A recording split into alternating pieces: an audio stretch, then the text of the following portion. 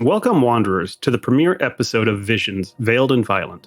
We are presenting The Darkest Dream, the first chapter in our epic D&D actual play podcast series, set in the enchanting world of Xayathe. Our forever dungeon master, Nate, will be guiding our brave heroes through the thrilling Red Star Rising adventure campaign, meticulously crafted by the masterminds at Gooey Cube. In this podcast, we delve deep into the heart of the weirded world, where every roll of the dice and every decision made by our players gives shape to a unique and fantastical tale we hope to weave for all of you. Join us as we embark on a journey filled with magic, mystery, and overplanned, under-executed misadventures. Whether you're a seasoned adventurer or a newcomer to the world of tabletop RPGs, there's something here for everyone. You can listen to our episodes on all major platforms, ensuring that the magic is just a click away. For those who crave even more adventure, please join us on Patreon, where you can access exclusive behind-the-scenes content and detailed insights into our characters' journeys. By supporting us on Patreon, you can enjoy early access to all our content and an ad-free listening experience. So, gather the party, sharpen all blades, and prepare your spells. Visions, Veiled and Violent awaits, and the fate of Xayathe hangs in the balance. Thank you for joining us on this extraordinary quest. Let's get to it. Hua?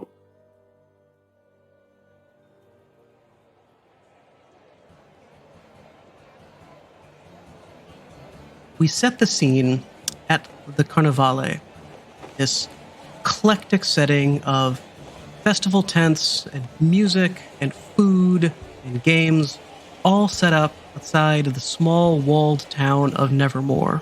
This Carnevale is one of many encampments of the Hanataz people, outcasts and travelers who are known throughout the land for both the amazing entertainment and skills that they can show to those who otherwise live pedestrian lives, and also for being associated with ill omens and bad luck.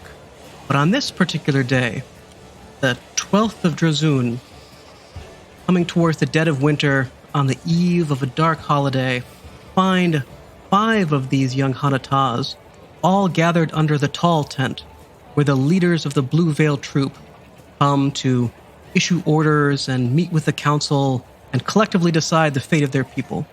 In this tent, there's a huge, hulking beast of a man, towering over almost everyone, with this thick, gray, almost like rhinoceros hide skin that marks him as being one of the blood-touched, someone who carries the blessing and the curse from the great ruin that befell this land many, many centuries ago. But you know him as Borag Vegla, your leader, and the one who is currently assigning you a very important task. He looks to the 5 of you, 5 youths all gathered, see him cross his meaty arms over his chest. You may wonder why you here. We have many close call of late. Last day for us to prepare for winter. Last day to get coin. Last day in Nevermore. But I need to make sure someone keeping eye on things while we get all that we need to survive winter. And so this is why I pick you, Zatis. You 5. He leans over and he puts his meaty paw on the shoulder of small halfling lad Nevitz. Do you know why I chose you? No, Brogda. I don't know why you chose me. So he tilts his head a little bit and says, Okay. This is test. Try again. As he goes and he puts his hand on the shoulder of a towering man next to the halfling and says, Adewale, why I choose you? Well, I would assume it's because of my stature, but I'm sure that's not just it. I'm the type of person who can't stand injustice. I'll stop it when I see it. And he clasps his hand on Adewale's shoulder and shakes him a bit with a big grin on his face. Say, yes, exactly. He goes and he gently puts his hand on the shoulder of a slender young human woman and says, Moore, why Borag choose you? Moore looks to him, kind of deadpanned, and says, for my sharp wit and good company, perhaps. Yes, exactly. Strength, cunning, greatest strength of all. Goes over, he sees Another human man, one lithe and nimble. He puts his hand on his shoulder and says, Lathander, why Borag choose you? Lathander looks up at Borag and says, I assume it's because I really, really dislike orcs. And if stuff's coming, I tend to see it. You see Borag squint a little bit and say, yes, not so much for prejudice, but for sharp eye. Keep sharp eye. And you see trouble coming, you stop trouble from ever getting to you. And he turns over to a strange, almost mannequin-like figure dressed up in harlequin clothes. Borag reaches out and he almost like pauses for a moment, like he's not quite sure he wants to touch this figure, but then puts his hand on Jericho's shoulder and says, Jericho, why Borag choose you for this task? There's a little bit of a flash in Jericho's eyes and then it dissipates. Jericho trouble. Good. Borag rubs his throat a little bit as he feels that sort of catching sound, like someone has pulled his own vocal cords out of his throat. He looks to Jericho and he tilts his head a little bit and says, yes, sometimes best way to fight trouble is with other trouble. Jericho have talent for this. And then he wheels back around to see Nevitz once more. Puts his hand gently on the young halfling lad's shoulder and say, now, Nevitz, why Borag choose you for task? And Nevitz, he just so wants to get the approval of all the elders all the time that he was just so happy that he gets a chance to do this. And he looks up in Borag and he says, Borag, I know that I would never let any harm come to any of our family of the Blue Veil Troupe. And this is why you were doing it. Big grin across the large man's face. He says, yes, Nevitz, this why. You have all powers combined. Strength, cunning, foresight, trickery, heart. This is Hanataz's way. Look after each other to never shirk duty and to protect family. Today, I am counting on you for security. We know that local folk look for any excuse to blame Hanataz for ill omens, even as they still want our magics and our goods, our entertainment and our games. So I'm counting on you to stick together, keep eye out for trouble, find ways to make this good day for Blue Veil. Also, important, no killing. No killing. No killing. We cannot afford trouble of killing. Last thing we need is to be blamed for death. So close to having to get on the road. I want everyone look in eye. Tell me they understand no killing. Well, I'll do my best, boss, but it's hard to hold back sometimes. I'll do it, though. No killing. No killing. Jericho looks dead in his eyes with this, pupil very dilated. No killing. And Borag catches himself for a moment and he looks over to Nevitz and looks over to Jericho. And he puts his hand back on Nevitz's shoulder and say, no killing, especially no Jericho killing, yes? Yes. Yes. No Jericho killing. He's their family. This good day, I trust you, Zatis. You go and make Troop proud, and I am sure that with this, we will have good winter ahead of us. And as the big man is talking, he looks over Adewale's shoulder, something beyond the tent flap, and you can see his face go a little crestfallen as he mutters something under his breath. Adewale, what do you do? Noticing the facial expression of Borag, Adewale is, yeah, what's going on? What are we looking at? Adewale, as you look over your shoulder, you see that there's clearly one of the locals, a townie, coming in, except he has a trimmed beard, a very fastidious look with slicked back hair. He's wearing a polished breastplate, and he's flanked by 4 guards, all carrying billhooks. And as he approaches the tent, see him throw back his cape with a little flourish, peers inside the darkness. I've been told one of you is in charge. See Borag look to the group here and say, consider this training. Find me in the wrestling pit if anything goes wrong. As he ducks out the back way of the tent. Nevitz pulls on the leg of Adewale. Ede, you're in charge. Why is it always me? I would happen to be the one in charge. Is there anything y'all need? The man lifts his chin a little imperiously. He gazes to the left and the right, and as far as you can see, it's a fairly idyllic scene. The air having that crisp winter smell to it with just a faint bit of leaves and some of the fresh grass outside. You can smell the kettles cooking as everything gets ready to open up at the mark of 10 bells. But you can see that in this person's face, they're not seeing this scene the same way. Adewale, give me an insight check.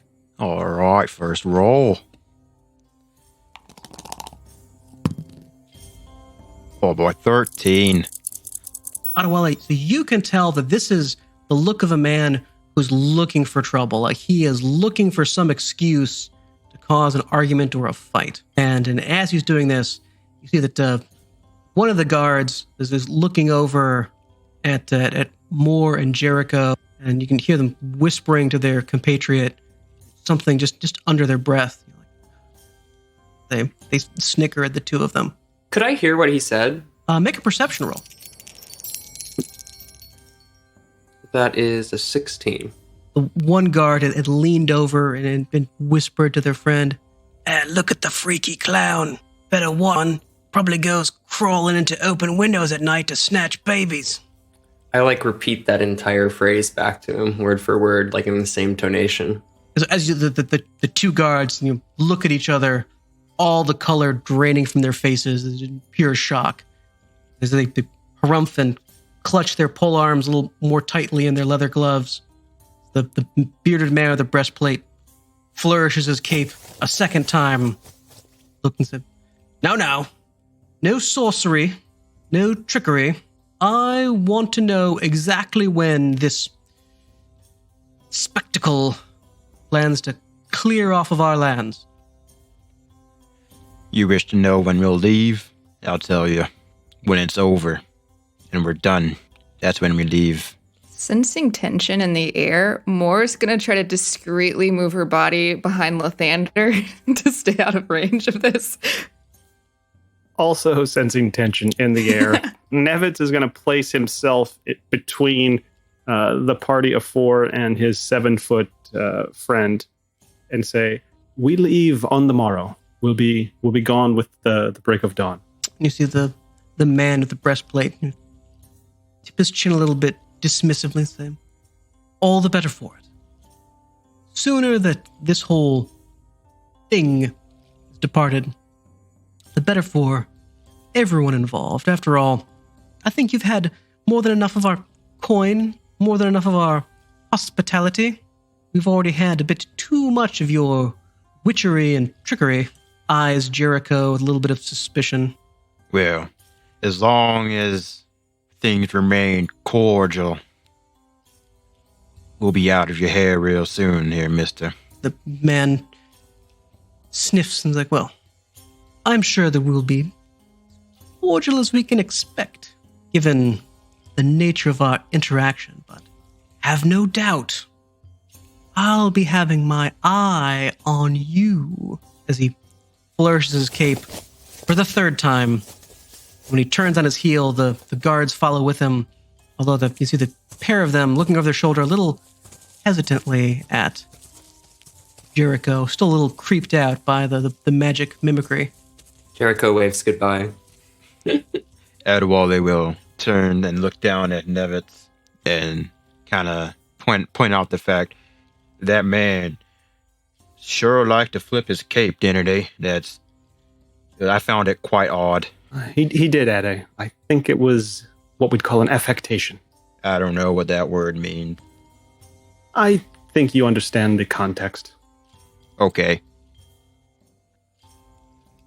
So if I can now, as the group departs the tall tent and prepares to take up the important duties assigned to them by Borag, if you could, just one by one, just describe what your character looks like and what they're wearing in this moment, because it may become important in the very near future.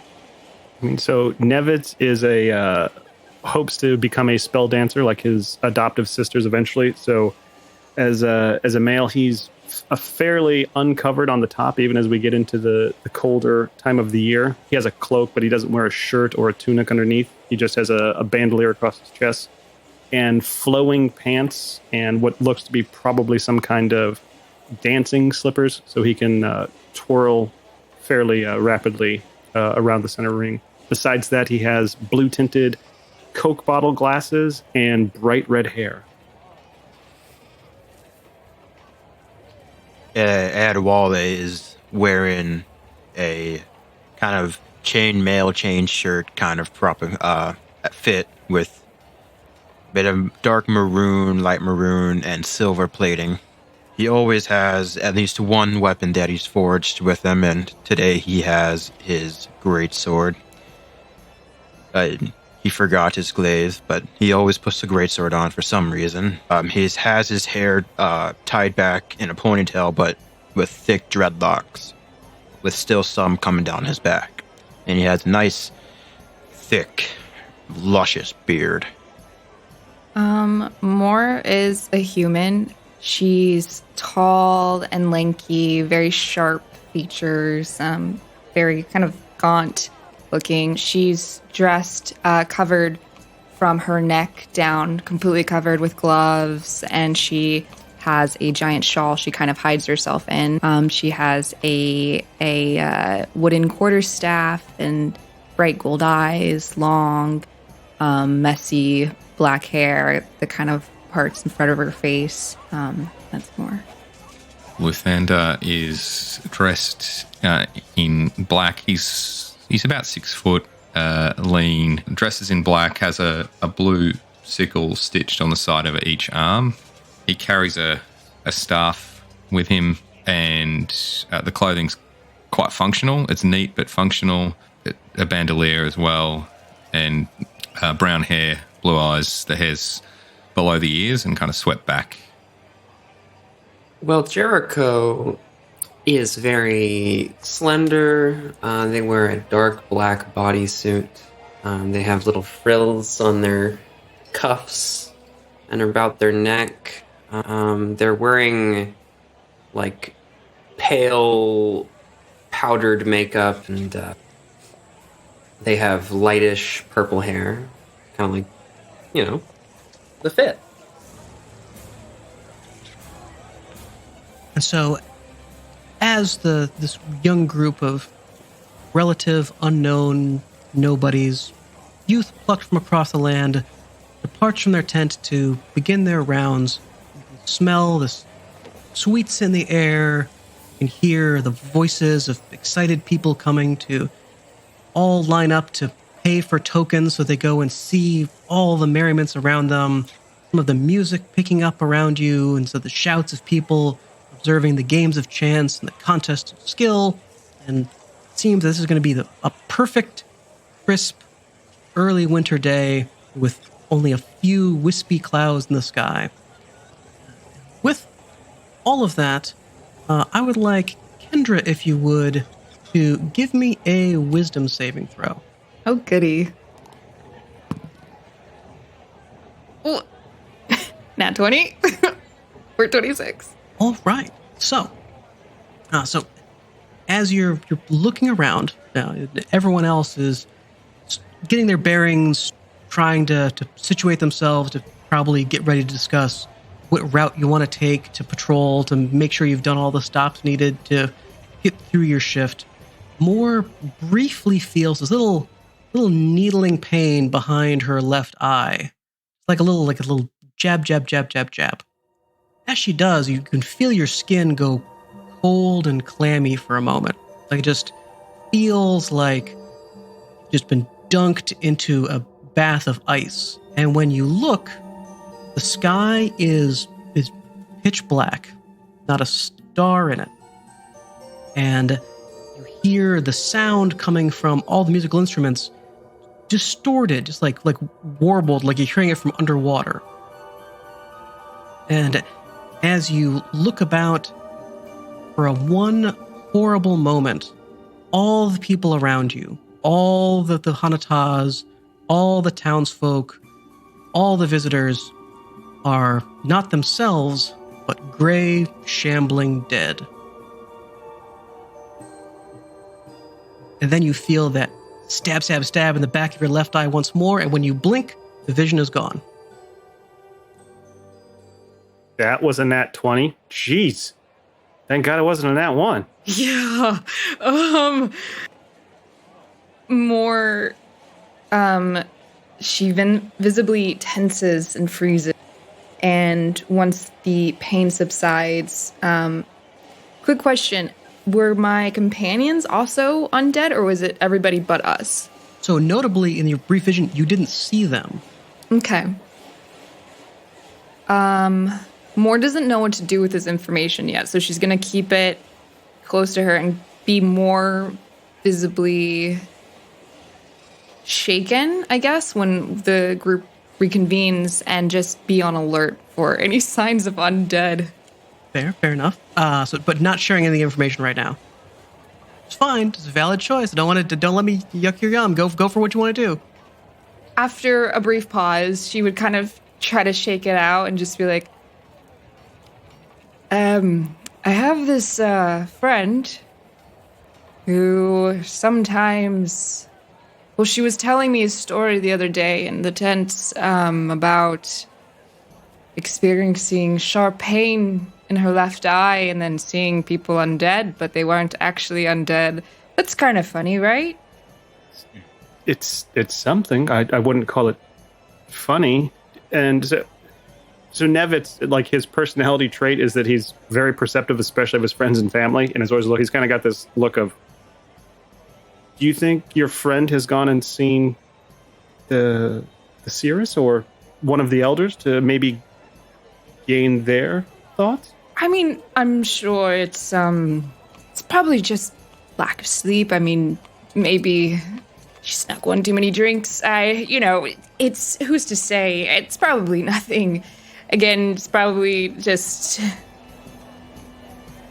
nothing. Well, tell your friend, if any zombies do appear, I'll hack 'em and I'll slash them. And Nevitz looks up to Ade, and he just kind of gives him the look, just in case there was any doubt in Ade's mind. You can kill the zombies. There's no rule against killing the zombies. Okay, good. Right, and as you're all just having that little heartfelt chat, Lathander, would you do me the honor of giving me a perception check?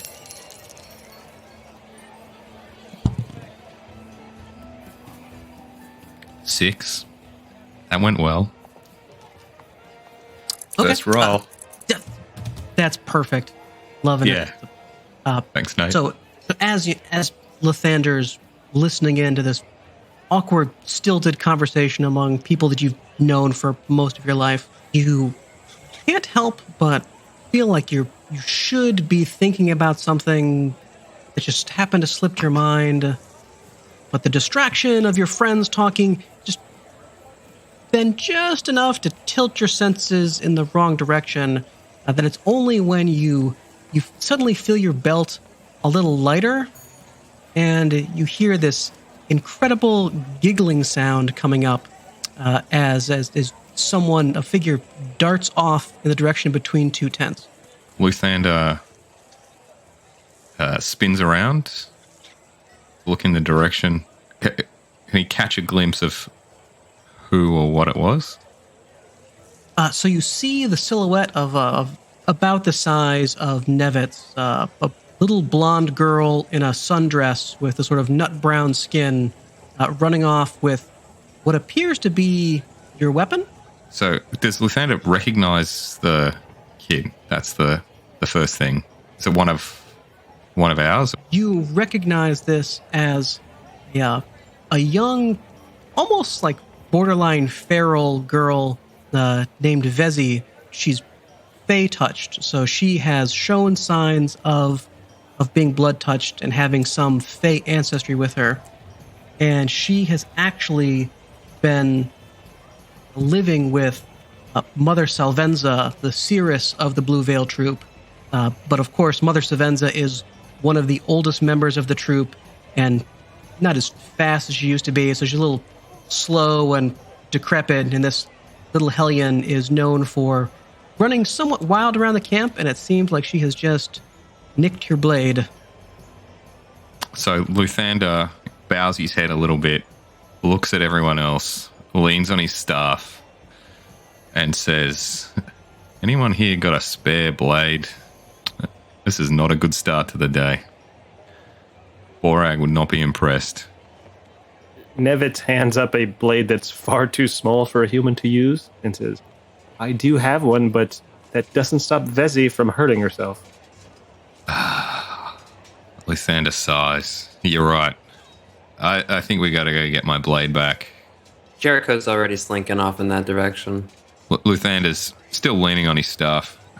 That's his thing. Likes to lean there. And says, let's follow Jericho. Let's go save this kid from themselves.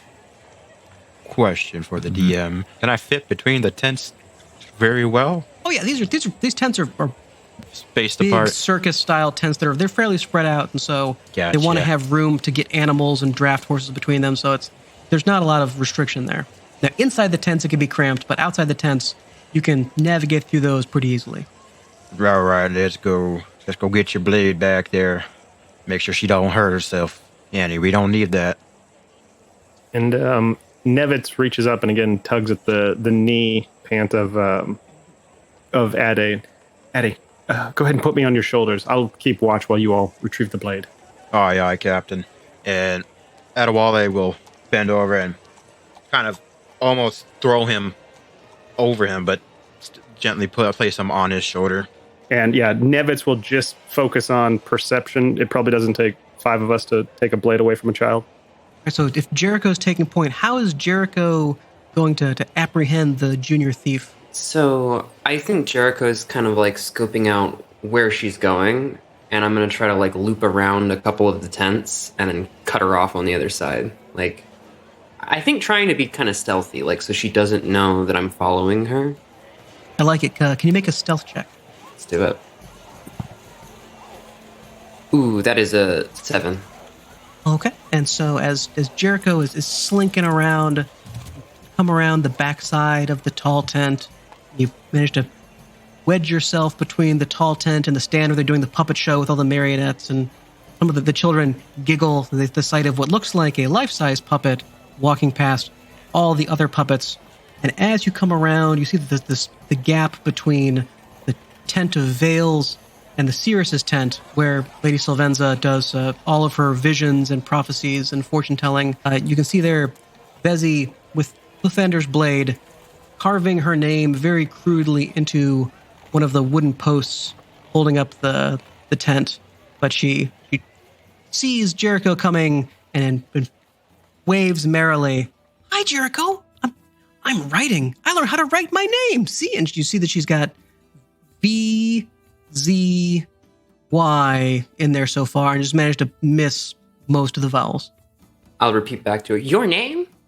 And then I'll go over and like take the sword from her. Like I'll kind of gingerly I grab the hilt of the sword, like kind of, may I? You know, but not saying obviously. She giggles a little and says like, oh, you're no fun. I thought maybe I could go and find some of the other local boys and we could have a fight. But probably not a good idea. She sheepishly hands the blade over. She blushes a little bashfully when she looks at Lathander, because she knows that she's being a stinker. It's like, I'll put my hand on her shoulder and I'll take the blade. I'll like point to her name there, and I'll carve the vowels in. Adewale will place Nevitz back on the ground and kind of gently, almost as gently as possible with his massive frame, push Nevitz towards the little girl. You're better with the little ones than I am. Yes, it seems that Vezzy has learned her lesson thanks to Jericho's intervention. And Vezzy pipes up and says, oh yes, I've learned so many lessons. I learned how to spell. I've learned how to take things off people's belts. I learned about birds and bees. Like, I've learned so many things in this tent. It's been wonderful. It's great to see that Mother Sylvester is teaching you everything, apparently. Is Mother Sylvester in right now? So she looks over at that sort of forlornly at the tent and like, Mother Salvenza, she's busy doing her work. She has to go and find all of the fortunes for people, and people want to ask her questions like, oh, how do I become rich? Will the crop be good this year? Does my wife know that I'm having an affair? But it's so boring hearing adult problems. I want to go do cool things like you get to do. Do you think I can come with you on the patrol? I think that might actually be the best way to keep you from trouble. But Nevitz kind of looks to the rest of the group and say, can we just keep an eye on her? But then he looks up to Moore and he's, since we're at this tent, it might be an opportunity for us to ask Mother about your friend's vision. Adewale will pipe in. Wouldn't her friend need to be here for that? My friend actually fell ill, so I can convey the message to them after we speak to Mother, of course. We'll ask her, and then I'll know the answer to my friend's problems, and then I will convey that meaning of their vision, and I'm sure they will take comfort in that knowledge. And Nevitz will go up and kind of flap on the tent, whatever the custom is among us Hanataz for knocking on tents, to see if Cirrus is available. And as you come up to the tent, this striped circular tent with a nice flagpole flapping in the wind at the tip of it, you can see that the front of it's opened enough to let the sunlight in, and there's a ruddy-looking farmhand there at the table, a crystal ball, and across from it this incredibly wizened old woman. Looks like she's, impossibly ancient. This face kind of like a wrinkled potato as she's wrapped up in all these shawls and squinting into the ball. As she spies you coming in through the door, she breaks out in this big gap-toothed grin, pats the farmhand on the table, says, oh yes, do not worry, child, do not worry. All will be good for you in this harvest. I promise this will be year of bounty for you. The farmhand gets up looking mighty pleased himself and saunters out of the tent as Mother Salvenza beckons you with her wizened hand. Frenta, please enter. So good to see the youths about on last day of Carnevale. Would Adewale be able to fit if he crouched or kneeled or crawled in? Yeah, you can sort of muscle your way through there, I think. He'll be outside waiting. Lathander's going to stay outside as well. He's positioning himself to keep an eye on things outside. Mother, I hope his crops really will be coming in. And he kind of looks at Mother to see if this guy's crops have any chance. Chuckle a little bit to herself as she discreetly swipes some silver coins off the table into a little leather pouch and says, there will probably be rain this next season, yes. So I think a crop will probably be fine for a farmer. It's more about motivation than anything else, right? Hard work. That is what makes a crop grow. And rain, and sunshine, and soil, and lack of war. But it's things that are beyond my sight. Nevitz definitely looks up to Moore and just says, Mother, we have a friend who saw some things that maybe your sight could enlighten us about. There was strange visions that were related to Moore. Related to me might be a stretch, and I'm sure, he's just... We're just being overly cautious. That, one of the acrobats that I'm very close with, one of my acrobatic friends, that is definitely a thing. They told me just recently that, they were just out and about doing cartwheels, and all of a sudden they had a pain in their left eye, and when they looked around, the sky was darkening and blackened, and everybody was dead. Undead. But it's probably like asleep or alcohol. I assume that's something that does, and definitely not something to worry about. And as Moore explains this to Mother Salvenza, you see her face harden for a moment and her eyes narrow as she leans in, her bony hands gripping the crystal ball. She whispers desperately, "Girl, tell me true. This friend of yours, you said he had the vision?" Yeah. She slaps the table. "No, this is disaster.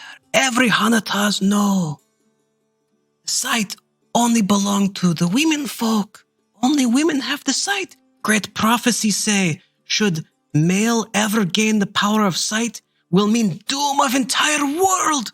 And she shakes her hands like, oh, I must consult the visions now. We must, thank you for telling me, child. Now No we must problem. know if disaster is to strike. As she goes to the crystal ball and begins chanting, Or are you Yeah, sure that's- it was your friend, or was he just trying to protect his girlfriend and he was relaying her message? Possibly? Oh my gosh. You know what, Nevitz? Funny story. That's true. That's what happened. So it probably was seen by a woman, Mother. By the if that woman. changes anything. Yep. So you see Mother Salvenza to look up, eyes bright. She goes, oh, my Zati, that was, you give old women fright. Oh, yes. If it's manifestation of the sight, that is thing we can probe the divine and find the mysteries behind the veil. But if you were discussing the coming of the Mugda, death of us all, ruin of world. Yes, okay. So friend said she saw death? That seems unusual. I mean, doesn't, death could mean rebirth or, it could mean, it could mean so many things, right? Yes, and sometimes death means death. Well, yeah, that's one way to look at it. Or it could be, we're all gonna die one day, so live while you can. Girl, I know you have good heart, so I ask you to tell your friend that they must be very cautious when they first gain the power of the sight, because they will find themselves attuned with the energies of the place around them. Sometimes the energies of a place tell story of great hope and rebirth. Sometimes they tell stories of terrible evil and tragedy. So your friend must be always cautious, because it could be a sign that some awful thing about to happen to them. Or it might be nothing, like growing pains. So it's important just to make sure they keep eye out. If you have one vision, sometimes, just like the great gambler god, throw the dice, and sometimes the vision come wrong. But if you have vision of same thing, and same thing, then your friend need to be very wary. That means the evil eye is upon them. Definitely will convey all of that. What if they don't want to see anything? They're fine just seeing what's on this plane. Like, they don't... How do they stop that? They don't want to know. They're just fine. Just chuckles a little bit to herself. Oh, girl, your friend should know that the sight is both blessing and curse to Hanataz.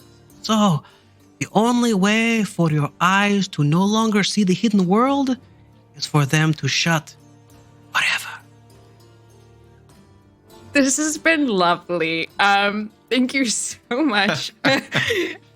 Moore's just gonna slowly try to slide out of the tent, just awkwardly chuckling. It's a lot of as she just kind of...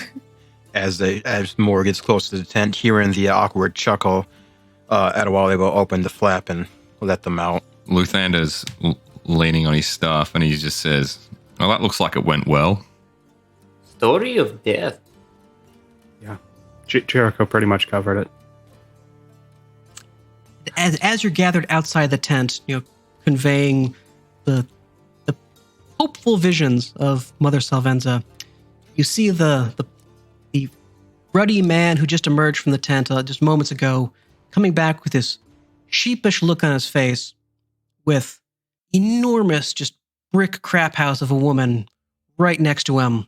The kind of woman who looks like she could snap a board in half with her bare hands, and two other equally brawny-looking locals on her side. She slaps the man on the back of the head and says, "All right, you cheats. Which one of you convinced my idiot husband to give our seed money for prediction of next year's crop?" It wasn't us, but I will say that it was of his own volition. Volition? Is that some sort of Hanataz magic? Sensing the tension, Moore is going to scoot to hide behind Nevitz. Lathander steps up, basically is going to try and smooth talk them, convince them that this is a wise investment. And so he says, hey, you got to spend money to make money, right? This is an investment in knowing when to plant, what to plant. You just spoke to one of the most amazing and wise women in all of the lands. All right, so the question of the hour is, does Lathander believe any of what he's saying? Of course. Okay, then roll persuasion. All right. 7. Phenomenal. That's with a 4 bonus, so that's great. Perfect. Great roll. I'm feeling good about that. So this went really well. I could see they're convinced. I could see it in their eyes. So you could see the cords in this woman's neck stand out as her face gets beat red and said, "Spend money to make money? What sense does that make? We need to be able to plant seed in the ground, you blooming idiot. Not that any of you shazats would know, prancing around and stealing corn from honest folk." And as she's going on, you can see a crowd of townies start to slowly meander over, just intrigued at first by this woman who seems to be shouting at you quite loudly. Beautiful madam, the energies that Mother Salvenza needs to spend in order to look into the future and beyond the veil do not come cheaply. Her own medication taking up most of what we said. As my friend truly does believe, we have to spend money to make money, to keep her in the position to do this. That said, you have already spent money, and while we cannot forego what is already necessary for Mother Salvenza, I believe what would put you in a right place is if we give you and your beautiful sisters and your very lucky husband free passes to see the shows for the rest of the day, which would cover the cost and not take anything away from the care of my own mother. I'd like to make a minor illusion happen, like some sparkles start to form out of my hands, like kind of a bit of a show of what the show looks like, as I'm like kind of weaving some like smoky sparkles around my fingers to kind of wow people. Razzle dazzle. Yeah. Razzle dazzle them. And this, to everyone else out there, is but a taste, for we are apprentices at best, and those who are teaching us will be providing the greatest show that will happen before the end of the year to take you in. I'm going to make the smoke kind of like dissipate into a spark of fireworks when he says that. As you use your prestidigitation, see that the local yokels gasp back. The woman covers her mouth. "Witchcraft! Stay away, Roderick, stay away!" See your pointing finger like, "Oh, all right, you take your blood money. Stay away from honest folk. I don't even know one horrid pact you've made to get such powers."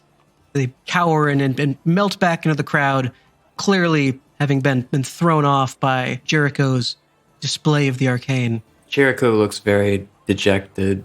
They thought they did a good job with that one. Thank you very much, Jericho. That was extremely helpful. And I think effective. Yeah, Lathander's leaning on his staff again. Jericho shrugs. And says, And the world is right. Okay. good outcome.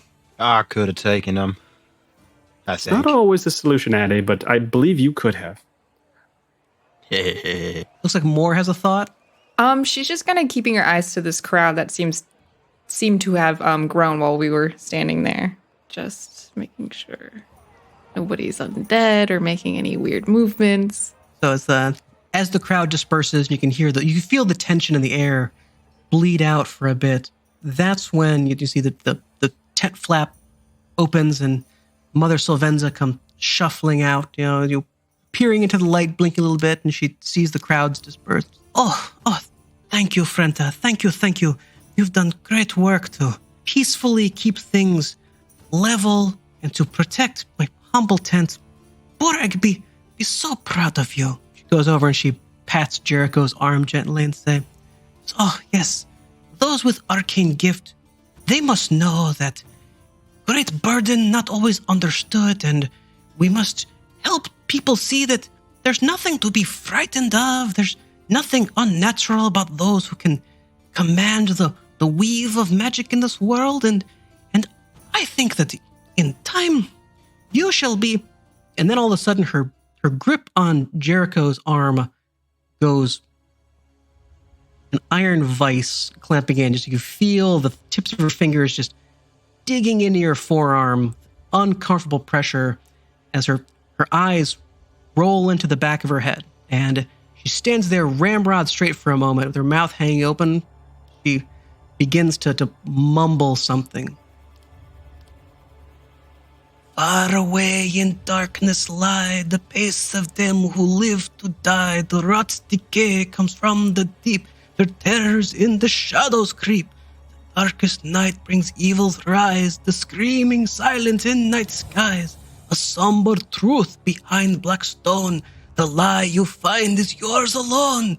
In shadowed mist ye seek your path. In ancient depths ye seek his wrath. The time does come when all must choose. Learn well as a trickster's godly ruse. And then just as quickly she lets go of Jericho's arm and says, and that is why it's very important to make sure we show that arcane is nothing to fear. Ma'am, do you not remember the entirety of what you just said to us? And she blinks a bit in confusion. She tilts her head. What I say to young Jericho, I tell Jericho, good arcane trickster. Jericho has gift, and Jericho should be proud of gift. I believe you just said a prophecy. That's what it's called, right? A prophecy? Prophecy? Oh, Adewale, you sweet boy, but that's not how prophecy work. But if I had time to focus on crystal ball, and if I was to use the sight and focus, then maybe different story. But prophecy, not something that just come out of sky like fairy tale. It's not how prophecy work at all. You gift us prophecy now. Prophecy now? She looks genuinely confused as she blinks and looks at the rest of you. Hey guys, Moore's kind of scoot over to the group and whisper, if we recognize that was a prophecy, that means we probably have to act on it. But we can all pretend we just didn't hear that. I don't think that's how it works, Moore. I think that's how it works. If you acknowledge it, then you have to it gives it power, right? And if we just pretend like we never heard it, I'm sure it'll be fine. It won't be a prophecy. Let's keep that as a possibility. Okay. But okay. let's check out all avenues. Yeah, that's fine. Follow the prophecy. Be heroes, whatever. I'm pretty sure, aside from all the prophecy talk we have going on right now, didn't Borag tell us to meet him at the wrestling pen or whatnot long ago? Before, when he dumped the Cape Billower on us? And Mother Salvenza nods and pats Adewale's hand and says, oh, yes. You, Frenta, you've helped Mother Salvenza enough. You can go find Borag. I'm sure he needs helping. You do so much for our wonderful troupe. Anything you need for advice, Mother Salvenza is here. There's nothing to fear as long as Hanataz stick together. Lathander says to Mother Salvenza, what would you say if someone chanted something and then didn't remember that they had chanted, so their eyes rolled in the back of their head? We just want to be prepared. You see the old woman have a grave look on her face. Oh, no, that would be very evil sign. You know, such things only happen when someone carrying terrible curse, or if someone is manifesting sight and cannot control it, or if there is something of grave evil power that is pressing down. Only powerful unchanneled magics would force someone to have spontaneous amnesic vision. But such things I have heard tale of, when little girl, but such a thing, not to worry, happen only in legend and fairy tale. So as Frenta, we want to learn what to do. This sounds like an important lesson. If we see that, what should we do? If you see that, then obviously the most important thing is to protect the family.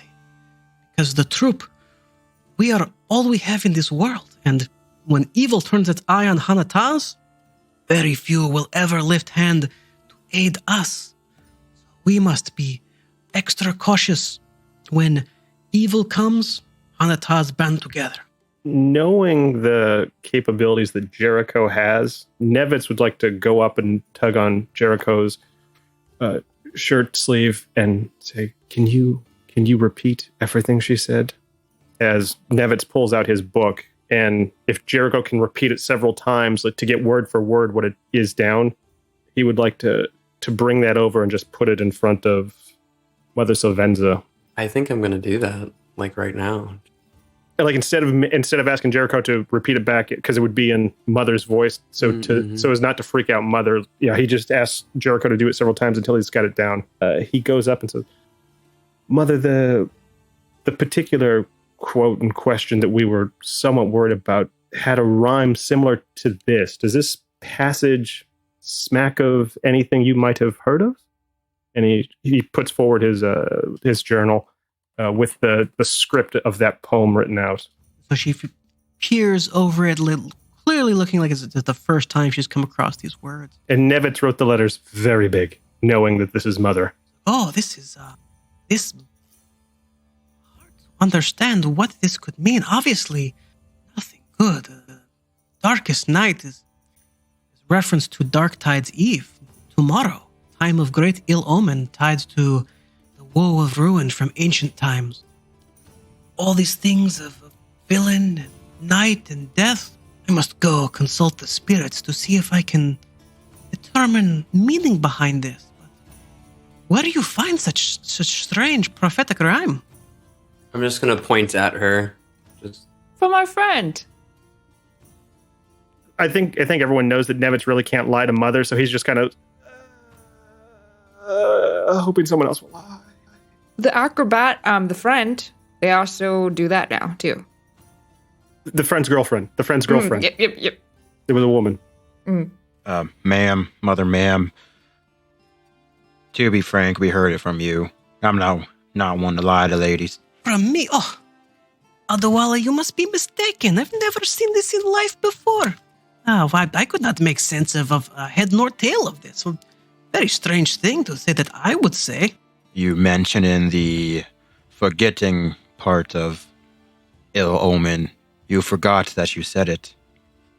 You said it mid-sentence, which was pretty impressive, and then went on to the old sentence. But aside from that, it's kind of scary, if I'm being honest.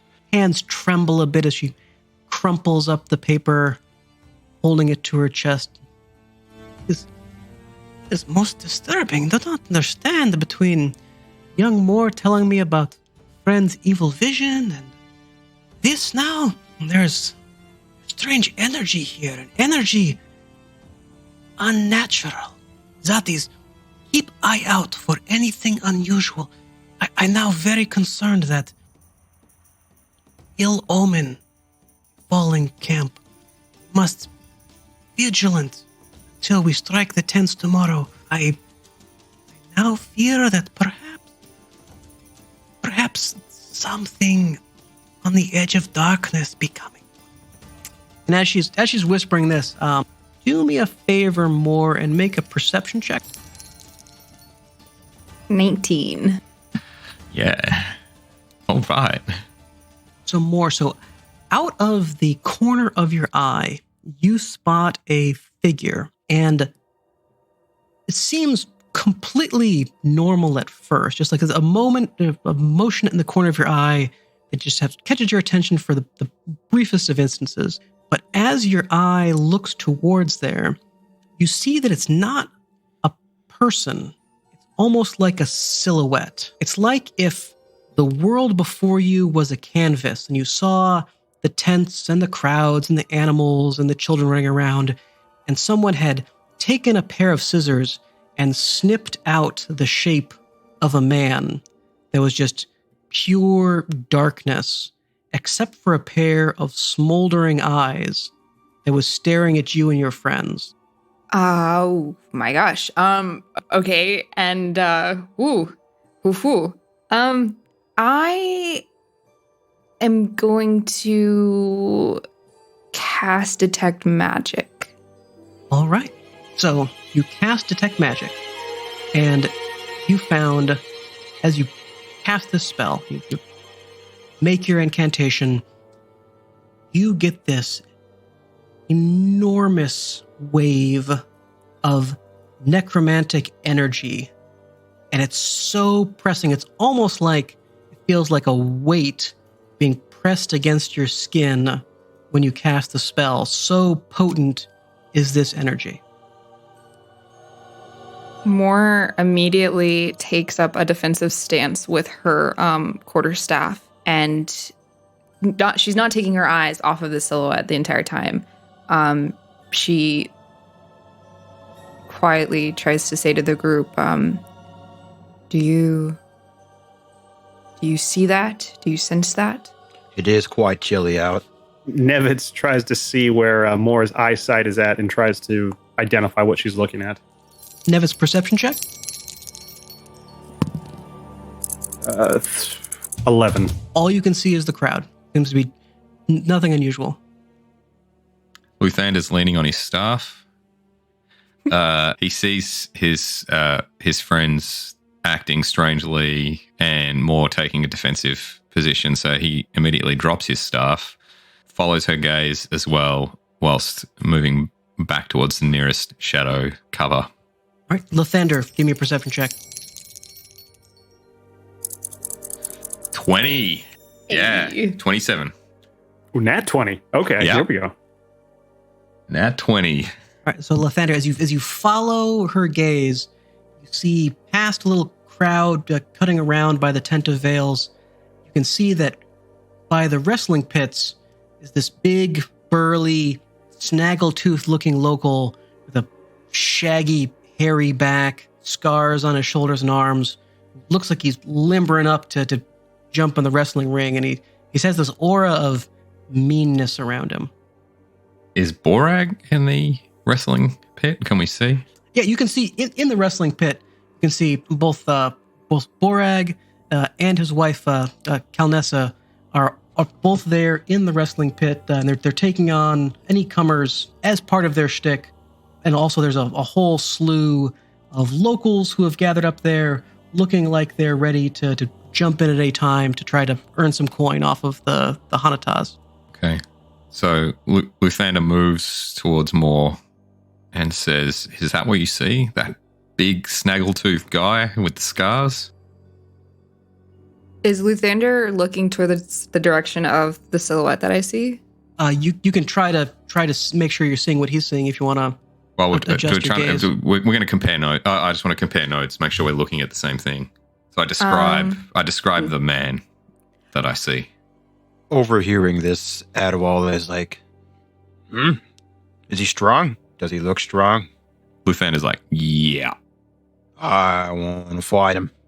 Let's just swap some notes. Yeah, that sounds... You could beat him for sure. Yeah. Oh, yeah.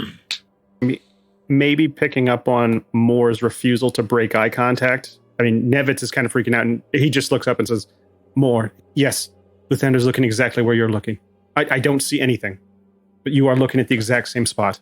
Adewale wants to see the big thing that Lathander saw.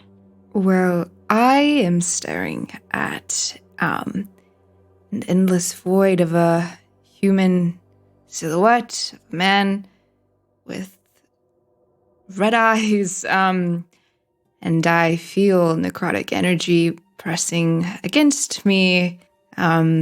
Seems death is the theme of today, and I mean, I would much prefer to be seeing a strong physical man than what I'm looking at right now. You don't gotta look too far. I'm right here. Thank you. I don't want that breaks more just for the briefest of seconds. And the moment that Moore looks away and laughs, when you look back to where you are, no matter how hard you try, that figure is gone.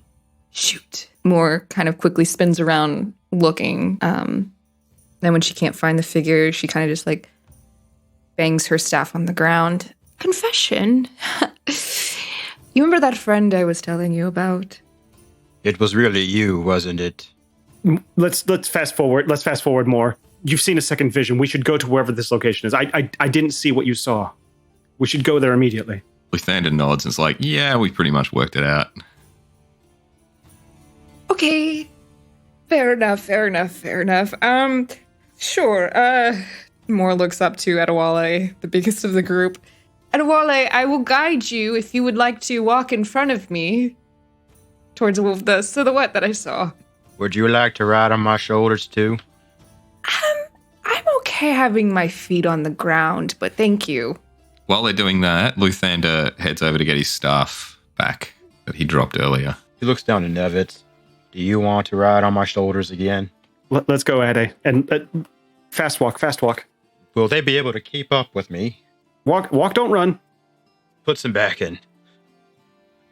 Jericho's over by the wrestling pit, by the way. She's like leaning over this, like the railing, like just like, like looking at what's going on down there. And as Jericho's looking over there, you see the huge, burly, scarred townie look over to Jericho and look down, look up. You won't see the creaky wheels turning in his mind, and eventually he's just like, he blows Jericho a kiss. Jericho looks very surprised. Pulls one back. Takes a little scarf off of her bodice and like throws it into the ring.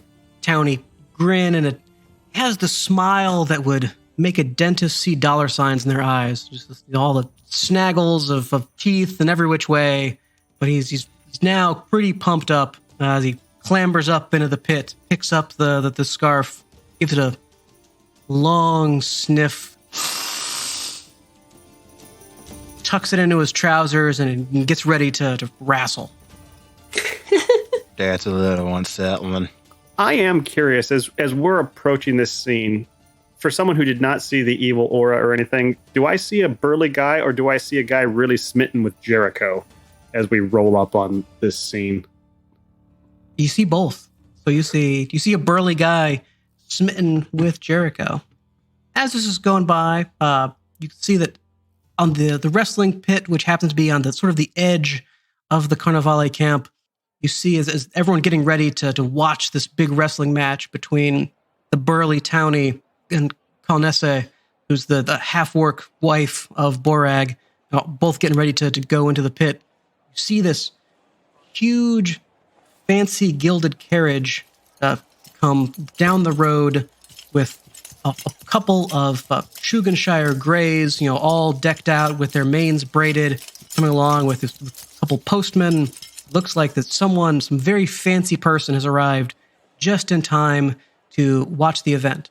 And you see that in there is a finely dressed woman with a parasol, with the skin tone that looks like she hasn't done a day of hard labor in her life. And sitting next to her is this little precocious, smiling blonde boy with a bob cut. And she's, looks out like, oh, look, Smedley, look at the people. And the boy goes like, oh yeah, Look, Mama, there's a tent with magics and a puppet show. And he looks over his shoulder like, oh, and they even have a bear. And that's when you hear this thundering roar come out of the tree line as an enormous, shaggy, mangy-looking brown bear charges out from the woods towards the carriage. And that's where we're going to pause for this episode. We will see you all back next week. Hey. I'm gonna let you know that if Adewale can see this happen in any way, shape, or form, he's charging that bear head first. Of course you are. I want you to know, if Adewale charges, Nevit's only plan is to cling onto his ear so he does not fall off of a running 7-foot giant.